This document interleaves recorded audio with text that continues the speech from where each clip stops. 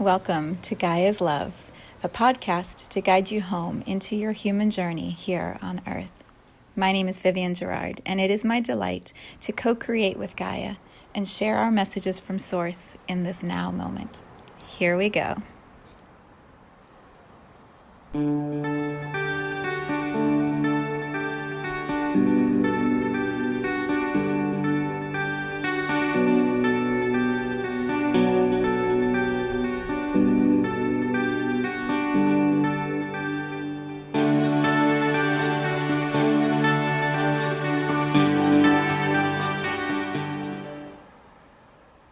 Episode 409. It is Friday here in Cincinnati. It's chilly but sunny. We have our first little bit of snow expected over the weekend. So winter's arrived. I am immersing myself right now in the Gene Keys. And so it feels like a really fun time to bring that wisdom back into this podcast space.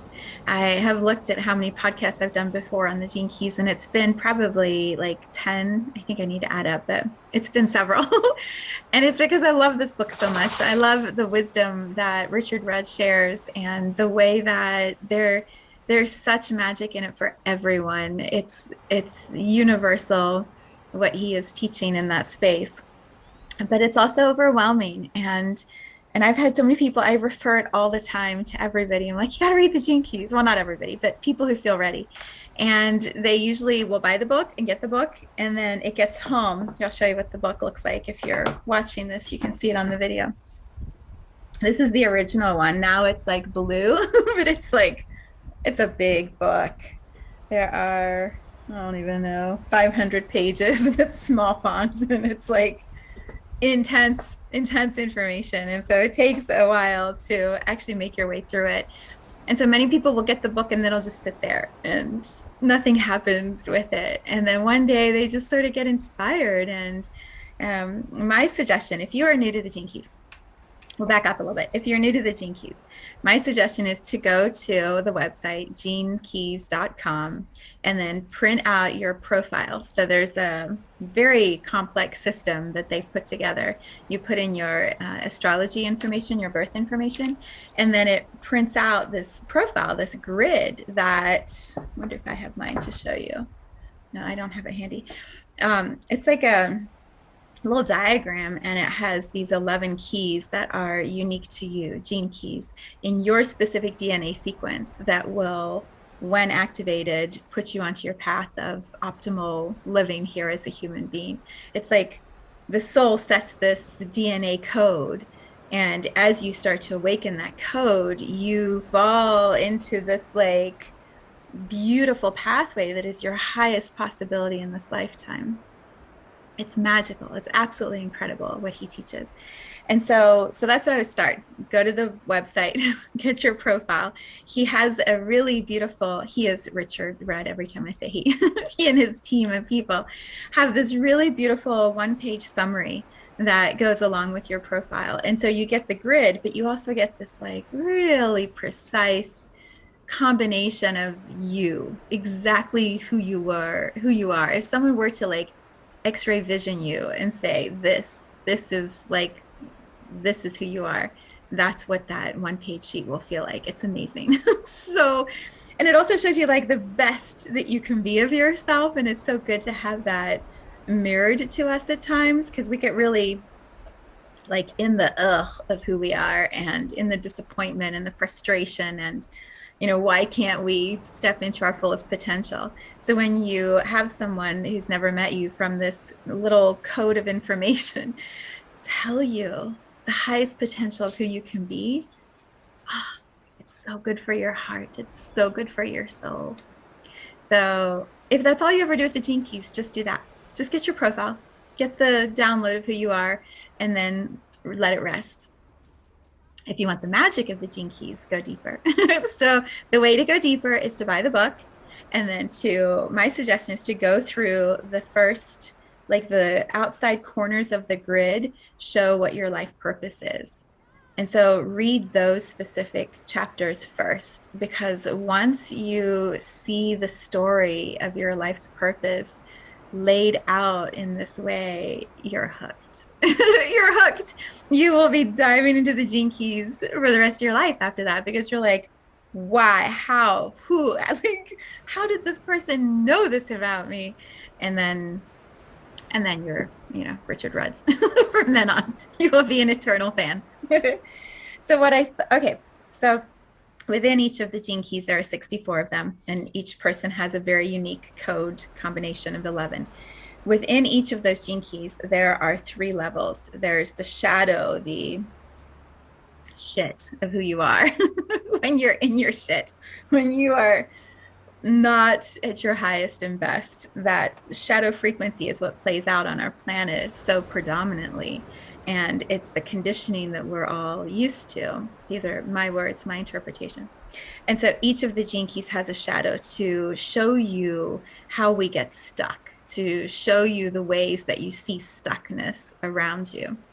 And then the second level is the gift, the potential. When we identify how we're stuck, we see the way that the victim mind is working through all of those shadowy areas, and we start to choose differently. We step into more of ourselves. You are in the gift, the second level of that gene key. And then the top is called, I call it Siddhi. Well, now I don't know, because I hear him saying, he calls it Siddhi. How does he say it? Siddhi? Yeah, I think I say Siddhi. I don't know. It's a Sanskrit word. So I think we're all figuring out how we want to say it. But that is like the mastery. That's when you have cleared all of your gunk and you have lived in the integrity of this gift and embodied it and then transcended it, you're in the mastery, this acidic level of consciousness. And so each gene key has these 3 beautiful levels, and you find yourself anywhere in there. And the magic is like the specific ones that are yours and how you can see yourself playing in those fields. So there you go. That's the overview of the gene keys. Very rudimentary explanation from my point of view. You need to watch all the videos and dive into the world that is the gene keys.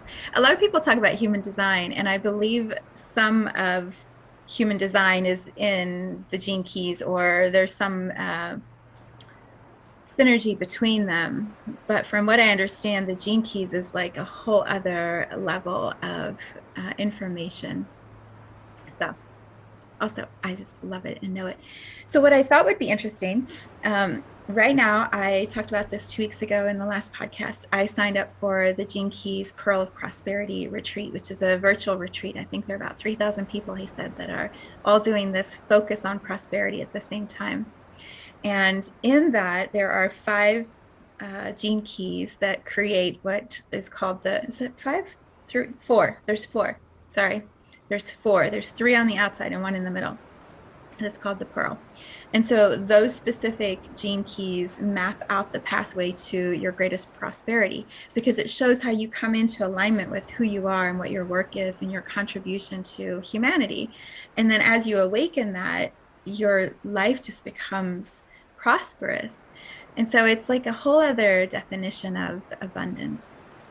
As I discussed a couple weeks ago in the last podcast, I'm shifting my focus to making lots of money so I have lots of impact, which will allow me to be prosperous and support lots of businesses around me. And so all of this timing and alignment is just it's so powerful and sometimes a little overwhelming and also so exciting. And I can see how things are already starting to become aware and shift in my own daily life. So I'm doing it step by step.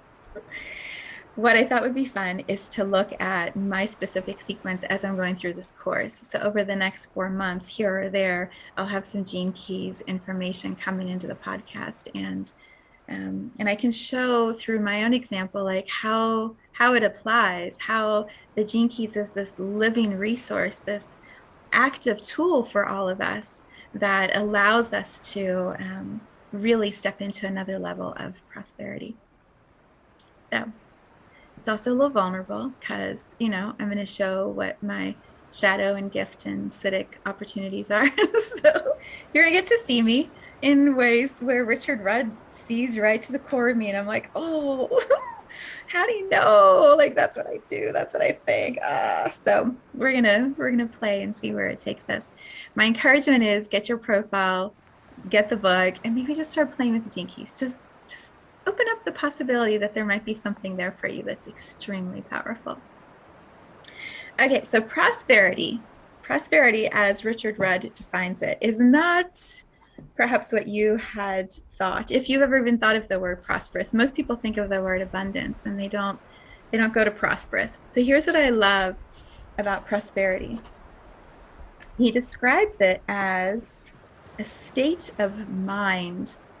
It is an attitude, a knack, and a delight that we must learn to cultivate. Then he says, the basis of the pearl is like the core of your prosperity. So you have these three outside gene keys, and then like the core of what it is, the culmination after you follow the pathway of learning your way of being prosperous. There's like a pearl at the center. He said the basis of the pearl is the universal principle of philanthropy. Philanthropy is the intelligent and healthy redistribution of energy within a system that brings a higher harmony to that system, allowing it to fully thrive and transcend its own limitations. This redistribution is not only material, but also mental and emotional. I'm going to read that part one more time because I love it so much.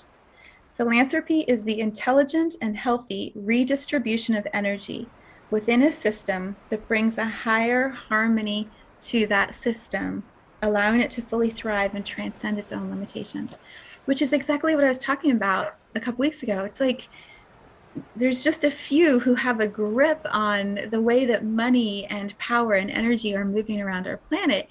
When we broaden that and we allow more people to have a seat at that table of impact and decision making, there's going to be this synergy that reshapes and redistributes and reforms the way that energy moves, allowing us to transcend how we are currently functioning.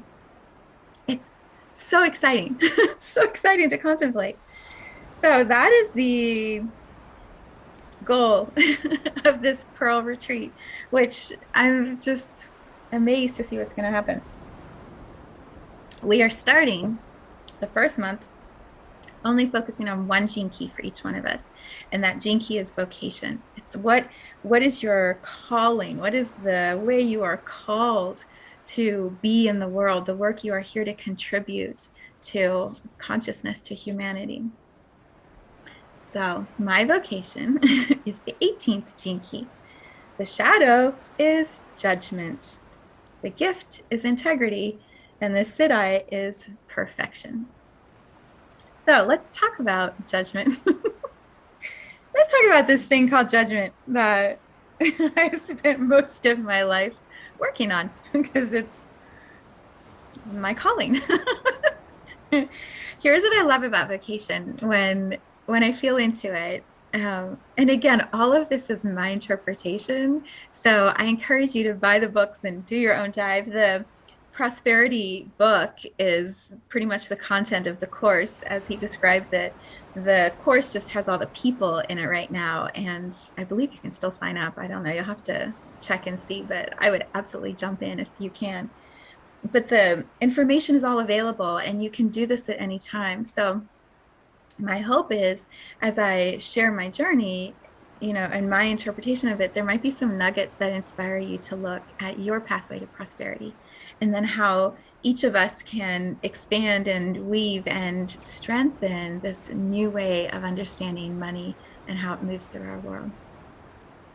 So vocation, from what I understand, is like, it's your job, right? It's the thing that you are spending your time doing. So my job is this energy work. It's supporting people in understanding the path that has brought them to this moment, and then choosing higher potentials for themselves. And we do that individually. We do that in community. I do that through the podcast, through my books. I mean, everything I I create now is intended to support the unification of humanity, source, and Gaia, and bringing humanity back into consciousness with our planet, and then seeing how source just weaves through all of that. And when we recognize our connection to source and to Gaia, and we understand the importance of the wholeness of humanity, the oneness of humanity, we're going to be in a different reality. We will create something that I don't even know if we have words for yet. And so that's my job. Like, that's what I do. How I receive money in exchange. Like, that's what I am spending all of my time and my energy on in my workday. It was not always that way. I was not always doing this work. And so what I love about this course happening at this time right now is I'm primed, I'm set for this path that I'm on. I'm not trying to still figure it out. I'm already on my path, moving very well down the way towards prosperity. And that is just an incredible way to be doing this work. As you listen to me, you might be like, I'm working a job I hate, or I'm not in alignment at all with the calling of my heart, the calling of my soul.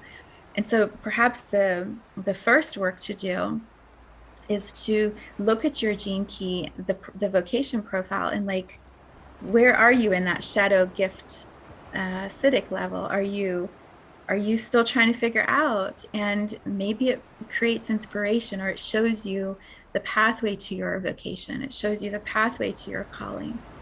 So the pathway to my calling had a lot of judgment. There was a lot of judgment. So my first job, my very first job, I worked for Arby's. I had a lot of judgment about fast food as I was working there. And then, this is funny, I made $3.75 my first job per hour. Isn't that amazing? $3.75. I mean, that was also 20, let me see, I'm 50. So that would be 30 years, 33 years ago. I was making $3.75 an hour. Isn't that amazing? Life. And then I worked for a tuxedo company. So I was constantly in this engagement of appearance and supporting people, men usually, to look more beautiful, to feel more confident in how they were moving around the world, to talk to brides and grooms about their wedding days. Like, there was so much about the way that we present ourselves to other people. And then I moved into marketing and management and grant writing and proposal writing and all kinds of other things. I've had quite the career. But what I love is when I went back to read this gene key through the lens of my vocation, the work that I am here to do, the calling of my heart, there are some beautiful things that I would like to share with you. So the shadow of the 18th gene key is judgment, and it talks about the victim mind, which so much of my work is mental, meaning I teach people how to be at peace in their mind. I teach people how to heal by bringing the mind into alignment with the body and the soul. And in order to do that, I had to understand how the mind works. And so when I look at the language of the shadow of this gene key, it's all about the victim mind. So a quick little nugget. It says, the 18th shadow gives rise to a collective phenomenon in the world known as the victim mind. The victim mind is a conglomeration of all the undermining, judgmental thought patterns throughout the world. If you sincerely examine your own thoughts during a typical day, you will probably discover that a great percentage of your thinking is affected by the victim mind. In other words, you are allowing your mind to be influenced by the collective negative thought patterns of the whole of humanity. The true import of this last statement can come as a huge shock to many people. The world of the victim mind is an inner world of gossip, complaining, and worrying. Most of us complain inwardly about all aspects of our life, especially the people in our relationships, and we worry incessantly about mundane issues such as money and our health. Ironically, it is exactly this kind of thinking that keeps us from being abundant in terms of both our health and our wealth. So he talks a lot about attaching to being right, and how the shadow is about letting go of your identity just to be proven that you are right. And he has this one line that I underline. It says, "Would I rather be right or happy?" So I don't know. Well, and then also he talks about judgment, especially in terms of like self-judgment. So I have spent many hours in my mind worrying, complaining, obsessing, judging, doing this loop, looking at this. Yeah. Yeah. Sounds familiar to any of you? The key to me that helped me move out of that was meditation. And I don't say that lightly. I say that with like reverence for the fact that I was able to learn to meditate. I was able to trust meditation. I could create it as a practice because meditation was the tool that allowed me to quiet down my mind, not to shut it up, not to kick it out, not to disconnect it, but to quiet it enough that I could feel what was actually happening in my body. And as I started to feel what was happening in my body, I could identify the places where I'd locked or gripped onto a story. I could I could feel the ways the energy was stuck. It wasn't moving, it wasn't flowing through my body. And so my mind being quieter allowed me to start to sense like, oh, this body is actually something that is filled with information, not just my mind. And as I start listening to this body and it talks to me and it shows me and it guides me, I could begin to identify like stories and patterns and wounding and I could start to bring things into a quieter place inside where I could sort through it. And that's when the soul starts really communicating. When the mind is like, oh, wow, this body, this is a complex thing. And it's showing stuff. An easy example. So I talk so much about Louise Hay and her book, You Can Heal Your Life. If you don't have that book, you should buy that one too. You Can Heal Your Life, at the very back, she has this long list of all the ways that emotion gets trapped in the body and how it manifests as illness. And so you can print out this map. It's like a little picture of your body. And then you can start to list all the times and the places where you had illness or breaks or you're taking medicine or whatever it is. You can just make a list and then put it in a timeline. And when you do that, you can start to see the patterns of emotion and illness in the body. So for years, when I was looping in my mind as a young mom and an unhappily married woman at that time, because I was looping in my mind. You can't be a happily married wife when you're doing this all the time. You can't be your best. And so I wasn't. And in that looping, the body, hang on. Oh, so in that I created illness because there was so much happening up here. I didn't want to see what I was doing. I didn't want to see what was in front of me. And so I would constantly get pink eye. I had a hard time expressing. There was so much happening up in my head that I couldn't get the words out in a way that felt good or right, or I would say something from this jumbled mess and what would come out was vicious or projection-y instead of owning my truth. And so my throat, I would get laryngitis all the time. I would get infections in my nose because I was irritated, everyone around me. This long list of all the things in Louise Hay book, like I could look at the patterns and see how my body had manifested the stuck emotions. When I saw the patterns, when I learned energy, when I started to understand this harmony of soul, body, mind, the soul could start to speak and show me the pathway. And that pulled me out of the conditioning of the shadow. That pulled me out of the victim mind. It was this meditation, as I call it. To me, that's just bringing the mind, the body, and the soul into harmony. That's meditation. It's learning to focus, learning to go inward and be still. And it's something you can learn. It's a practice you can get better and better at. Every one of us. And I believe it's the key to optimal health. It's the key to stepping into this pathway of prosperity in whatever ways you choose to do it. So I'm in the shadow for years, living in the shadow. Few moments of gift, but mostly in the shadow. And thinking that was good because that's what everybody around me, the world, the victim mind is like a very accepted way of being. So then he talks about the gift, what happens when you move into the gift of integrity. So for me, this is probably what I would start to describe as like my awakening, the journey of awakening that I began. And a lot of it is connected to energy work, being able to see through the bullshit and look at the core energy that sits underneath whatever it is we're looking at. So here's what he talks about for integrity, the 18th gift. The title is Taking on the World, which, I love that because, of course, I want to take on the world.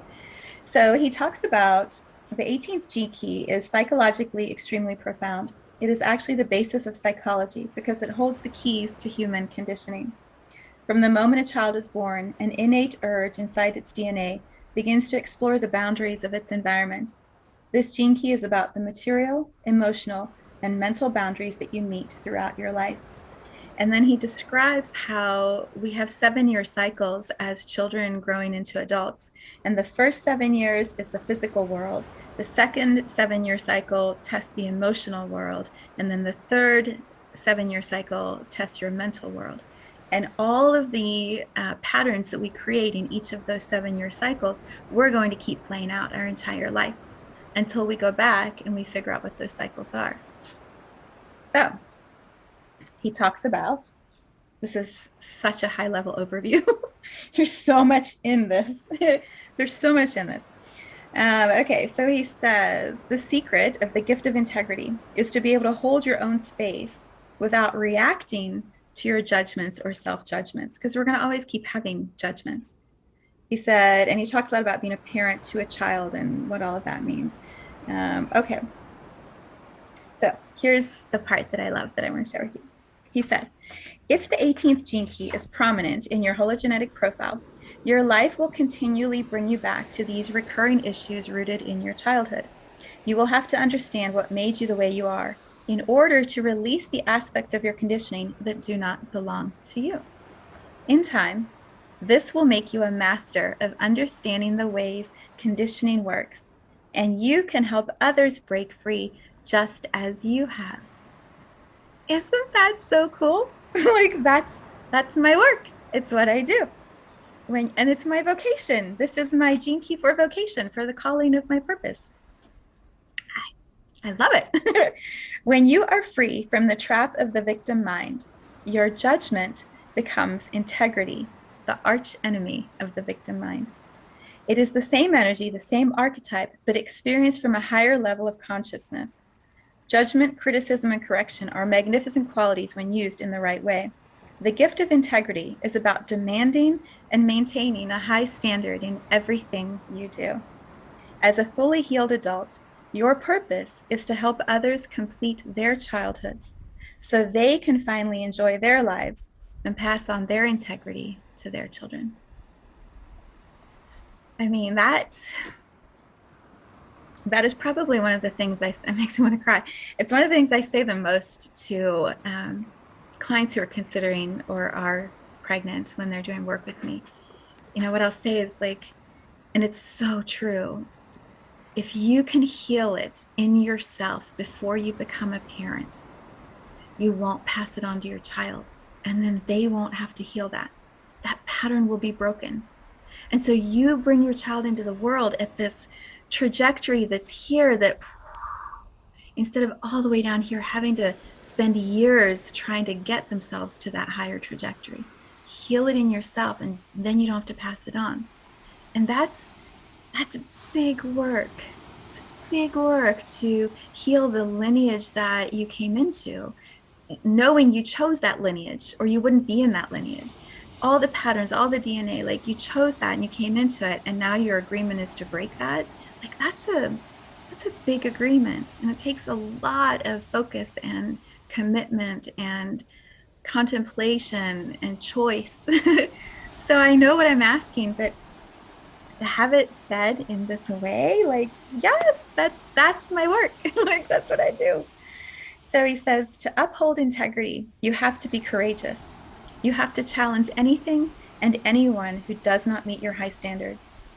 To live with integrity is to take on the whole world, to challenge it to meet the high standards that you are setting.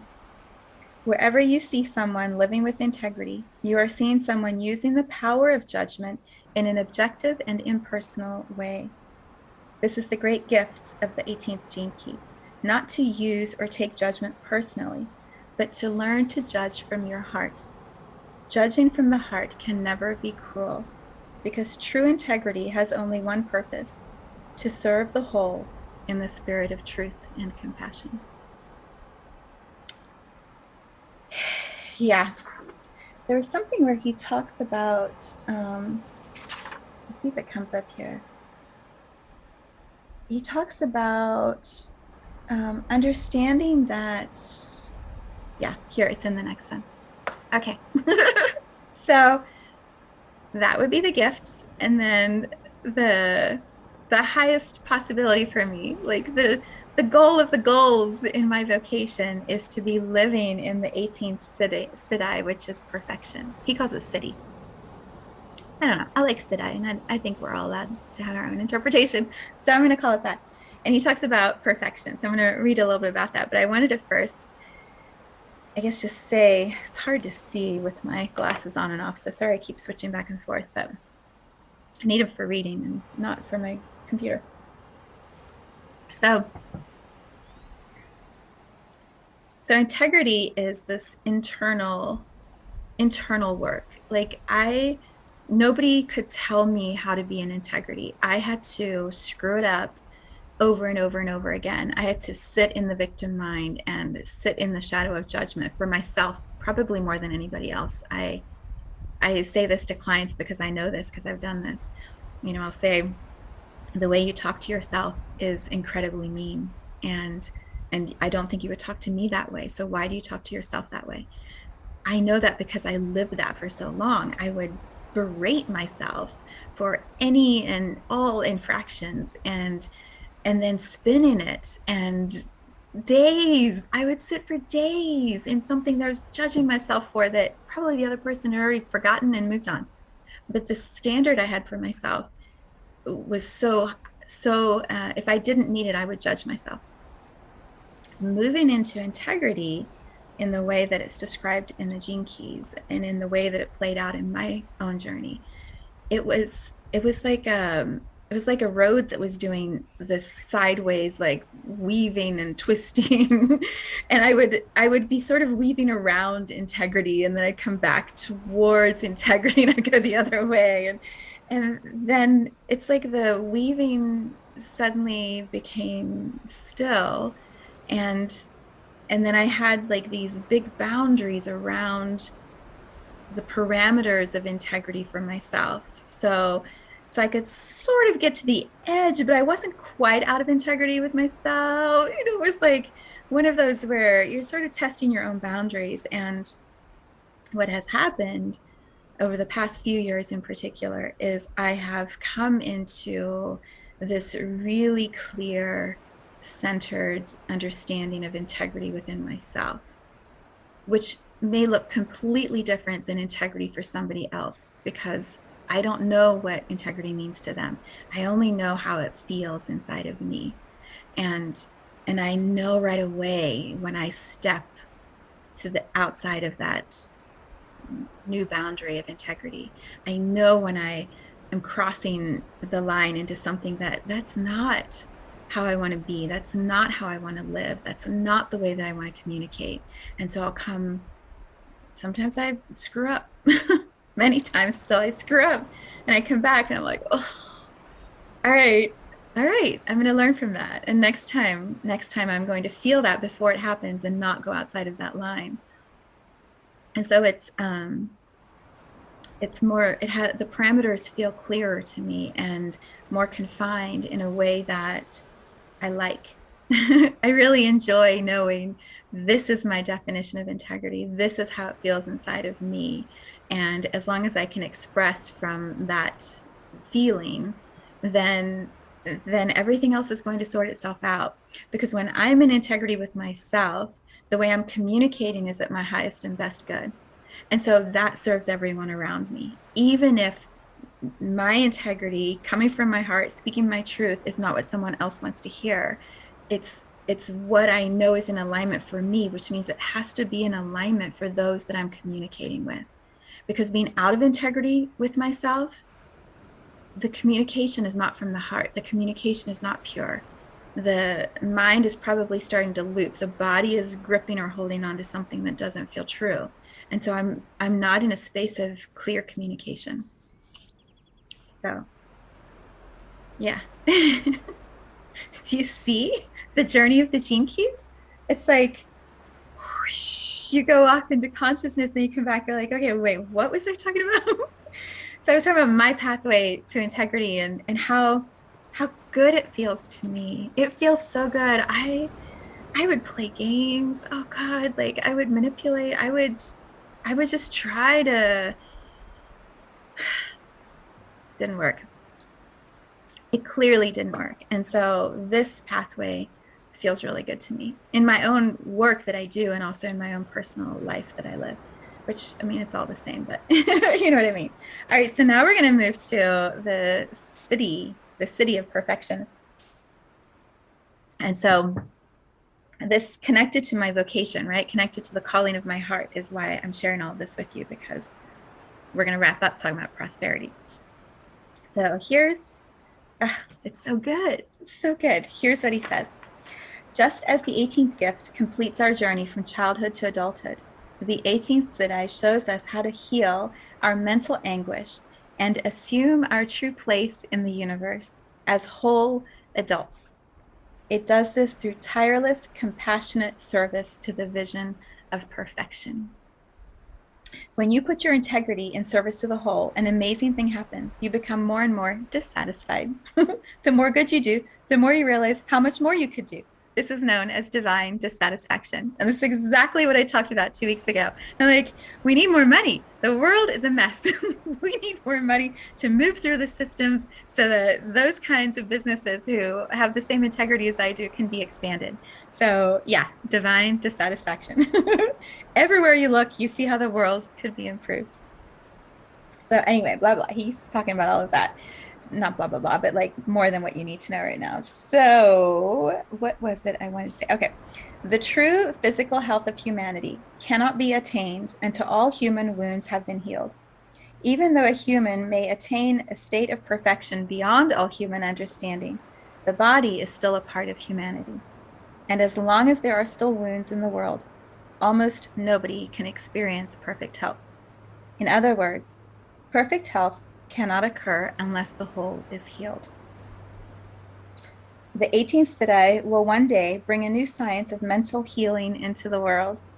This science will be built upon the understanding that the mind is an energy field existing on its own plane.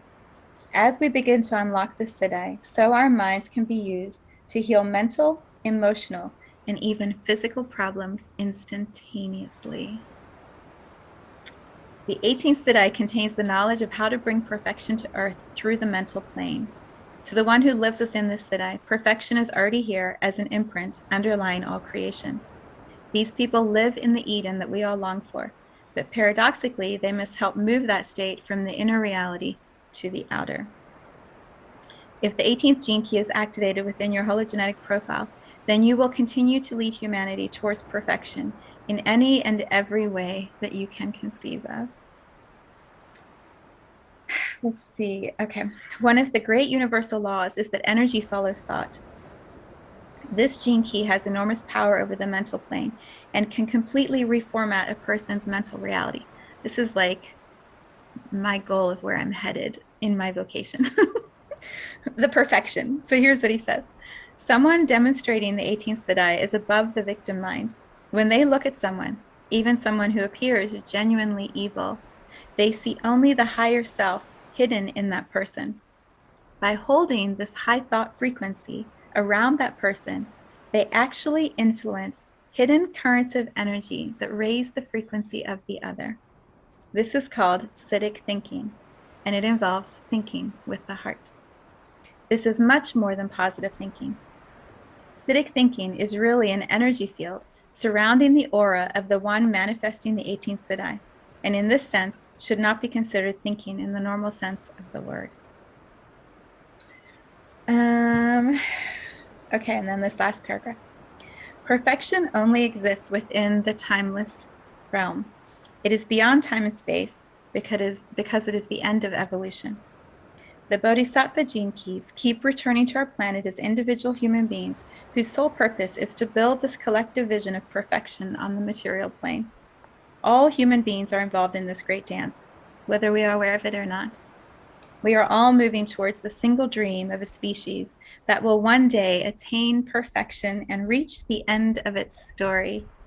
As we will all one day see, the end of the story also happens to be the beginning of the universal life. I love him. I just love Richard Rudd. I think he's just a genius. He's a genius. And what I love about that paragraph at the end is how often he says one day. And one day is the name of my series of books, because one day I believe we will all be unified as a whole. The source, the consciousness of Gaia and humanity will all one day be whole. So there you go. Isn't that so great? Okay, and then here's the last nugget, and then we're going to wrap up. Okay, sorry, I hope my joy is not too intense for you, but I'm having so much fun with all of this content and the way that it ties together, and just how powerful it is as we apply it. Okay, so within your profile, each one of the gene keys has a specific line. I'm still figuring out the lines because it's like another whole level of information. But in this book, the Pearl book, he talks about specifically tied to vocation and brand and culture and the pearl of prosperity. Each one of those lines is like a role that you play in your work. So in vocation, my calling, the purpose that I'm here to fulfill in the work that I do, I'm line 4, which is called a sales director. I mean, I love that already because, I love directing people and telling them what to do. So here's, my family would absolutely agree with that. They'd be like, she's a bossy pants. All right, so here's what he says. Throughout the Golden Path program, we have gotten to know the 4th line as the great friend maker. This gift comes from a truly genuine heart and an easy warmth with people and community. This is the kind of person that emerges through the Venus sequence as those 4th lines release some of their inner restrictions and fears. And I would absolutely say, as I healed the shadow in myself, as I worked through the victim mind and the fears that I had of others judging me and of the judgments I had of others being true, like all of that gossipy, worrying stuff, when I released that, this gift of integrity opened. And that's what he's talking about here. That's when my heart, like the flow of energy from my heart was different, because it wasn't like I was sending energy out and going, well, are you going to love me? If I love you, are you going to love me back? Now I'm like, I love you. Do what you want to do. I don't have to change you. I'm going to tell you what I see and feel. And then you're on your path. Like whatever you choose is perfect. Whatever you choose is perfect, because I really believe that about the city of perfection. And I just shared that in the new moon tarot reading last week. I put a little clip up on Instagram, which if you haven't seen, maybe you want to check it out. There's like a 1-minute clip that talks about every one of us alive on this planet are exactly where we're supposed to be, having exactly the experience we came here to have. And all of us in that perfection of the experience are co-creating this reality. So there's no mistakes. Like it's just a choice that takes you to a choice that takes you to a choice. So I really do believe that. Anyway, so it says this: to have a 4th line vocation is to be a spokesperson. Such gifts are given to us to serve the whole. And although the 4th line wound may feel reluctant to engage at this level, they do have to overcome the fear that they inherited in their early years. Totally. When we say that the 4th line is the most natural salesperson of all the lines, it does not mean only in business. The open fourth line is always selling their heart. They are here to create more openness, to help others overcome their fears, and to be examples of open-hearted communication. Like the fourth line, the third line can be hugely successful in a business context, like the fourth line.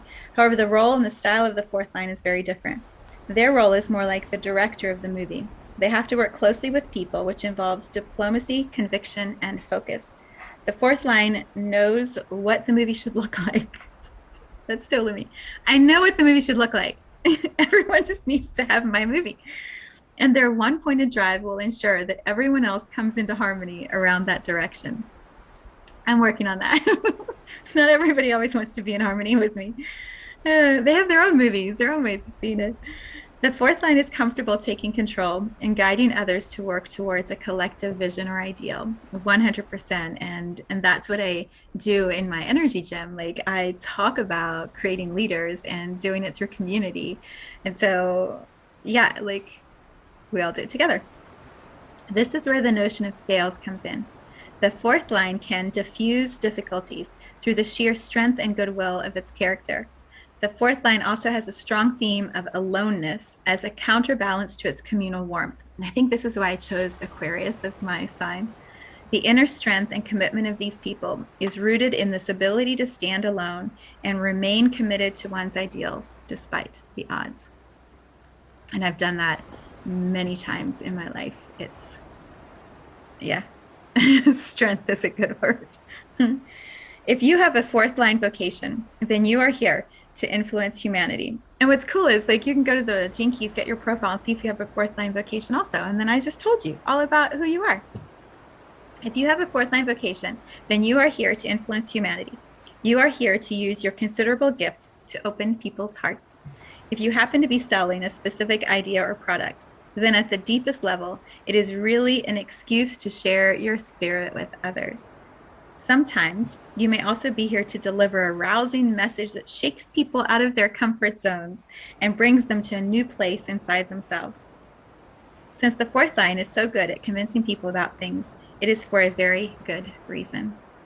When this reason is for a higher purpose, then your whole life moves onto a higher level.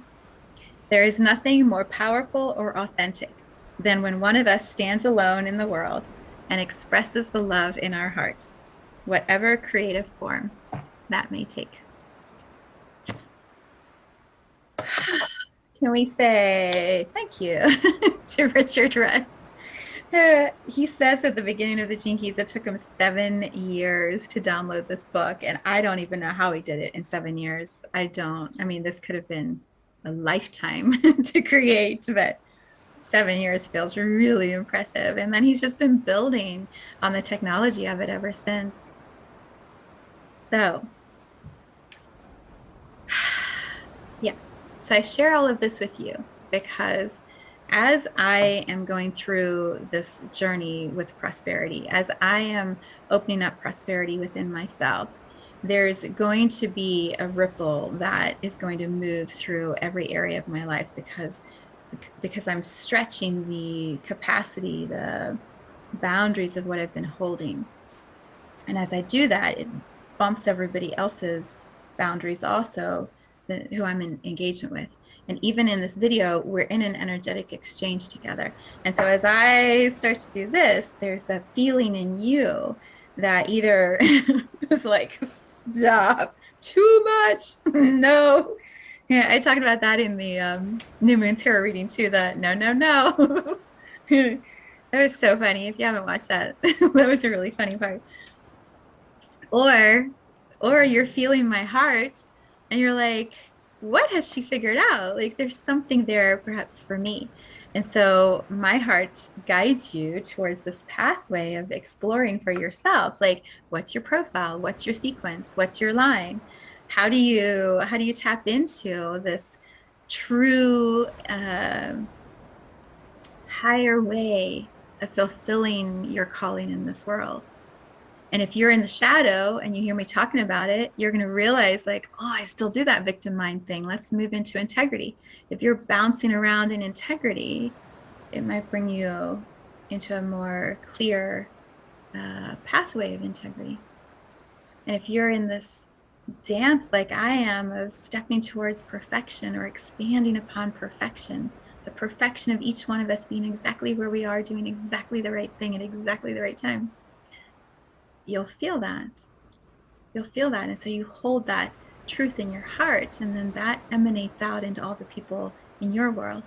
And so my bumps you, which bumps everyone else around us.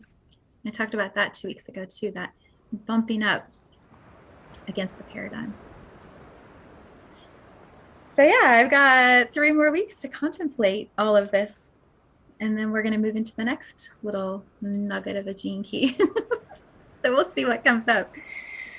What else do I want to share with you? Oh, Sunday. Sunday is going to be our monthly call, our meditation, energy healing, energy purging, and receiving of the better, higher frequency energy. Not better. It feels better. It feels kind of icky when we're in our gunk and our stuckness. So it does feel better when you're in flow and in alignment. So we're going to do that for an hour together on Sunday. If you haven't done those calls, it's so easy. You call from your home or you join on the web link. Everyone's on mute. And then I just guide you through this flow of energy for an hour. It's recorded, so if you fall asleep, which will probably happen to many of you, if you fall asleep, you can come back later and re-listen as many times as it takes for you to stay awake for the whole thing. Sometimes people literally listen to it 6 or 7 times because they just keep falling asleep. It's beautiful though. When I talk about meditation earlier, when I talked about like quieting the mind so you could feel what's happening in your body so that your soul can begin expressing to you. Sometimes the mind and the body have to both shut down because there's so much out of alignment. And so you go into kind of like in acupuncture, if you've ever had an acupuncture nap, like you just zonk out, or a massage, and you wake up at the end of the hour and you're like, what? What just happened? That's often what happens in my meditations as energy sessions, as I hold them in that Sunday space. You just lay there and something will be healing inside of you, and it'll be exactly what most serves you. And then you can go back to the recording and do it again. And maybe the next time you only sleep for half an hour. And then maybe the third time you hear all the words. And so your mind has new information to start to play with. A lot of my work is visual. So I offer the descriptions of what I'm seeing. And so you have new visuals to play with. Your imagination expands and you can see and feel the way that I'm seeing and feeling energy. And so it comes alive for you in a way that perhaps in other meditations, it doesn't feel that way. So it's $11. It's such a great exchange. It's so much better than a cup of coffee. I mean, you could do the coffee and the meditation, but I'd probably just do the meditation. And we just do them once a month. So it's going to be this week, Sunday at 10 o'clock Eastern. And I will put the link to that in the description. Go watch the new moon reading if you haven't done that. It was awesome. The new moon meditation that I made, which is also linked on Instagram and YouTube, was all about the heart. It was all about the heart and like holding our hearts ourselves and expanding that. And that's a 30-minute meditation. So that may be gentler if you're not up for the whole hour. Yeah, that's what's happening. I'm going to close by saying tonight we are having the United States versus Mexico soccer match here in Cincinnati at the TQL Stadium. So I'm super excited for all of that energy. And my husband's school opens their production of Grease. So I get to see Grease live tonight and tomorrow night. And then I'm hanging out with some of my girlfriends on Sunday. So it's a really good weekend. It's a really good weekend. And lots of family time in the middle of all that. So I hope your weekend is just as beautiful, and I will see you next week on Friday.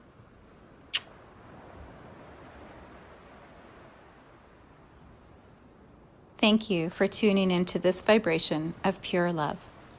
I invite you to join me in a new community on Facebook and Instagram I call the Gaia Tribe Reunion, where we show up together to share our soul's gifts, what we came here to Gaia to contribute to humanity. You can learn more at viviennegerard.com. Let's take this message of Gaia's love out into all of our relationships and communities today. So much love from my heart to yours.